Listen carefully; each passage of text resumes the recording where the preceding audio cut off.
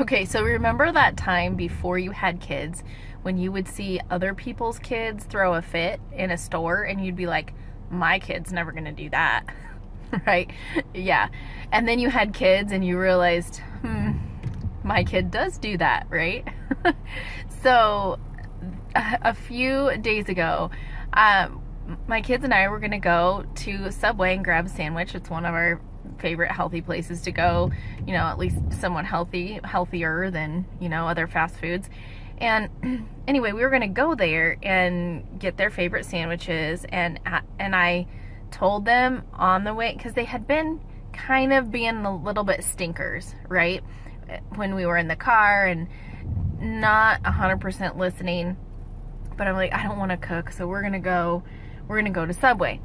Well, we walk into Subway, and I just felt like what would you call, like a ringleader or something. Like these little monkeys were just climbing all over everything, and they were just poking at each other, and they weren't being bad, they were just being disruptive. And it was a crowded restaurant at that time, and there are people trying to enjoy their meals, and my kids are just goofing around. And I asked them several times, stop, we're in a public place, we need to stop. And finally I was like, you know what, we're just gonna go. And we just turned around. We hadn't ordered a sandwich or anything yet. We just turned around, walked them right out to the car, and they both walked out sobbing. Okay, I don't know about you, but when my kid cries, it breaks my heart. Either of them. When either of them cry, it breaks my heart. I don't like to see them cry. I don't like to see them sad. But you know what? Sometimes it just has to be that way. They have to realize that what they're doing is not okay behavior, and if they're not going to turn it around and do what mom says, then they're not going to get the privilege of having lunch at Subway or any other place. They're going to have a nice home cooked meal. That's not what they're not going to eat. They'll still eat, they're just not going to eat there.